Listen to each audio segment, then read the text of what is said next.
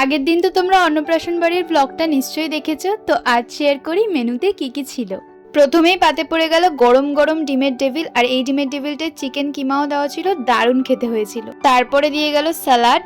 তো ডিমের টেবিলের সাথে একটু স্যালাড খেয়ে নিলাম। এরপর ভাত, ডাল আর আলুর চিপস ছিল। ভাতটাকে ডাল দিয়ে মেখে একটু লেবু চিপে আর তার সঙ্গে দুটো চিপস নিয়ে মুখে পুরতেই আহা, দারুণ দারুণ, একেবারে জমে গেছিল। এরপরে এসেছিল পটল চিংড়ি, যেটা আমি খাই না, তাই ওর পাত থেকে একটু তোমাদের দেখিয়ে দিলাম। তারপরে এসেছিল আজকের শো স্টপার চিকেন কষা, আর আমার সব থেকে ফেভারিট লেগ পিসটাই দিয়ে গেছে।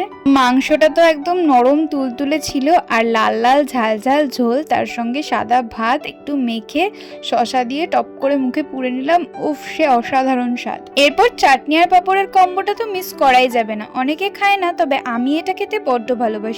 আর শেষে নরম তুলতুলে রসগোল্লা আর আইসক্রিম দিয়ে আজকের খাওয়া দাওয়া শেষ করলাম।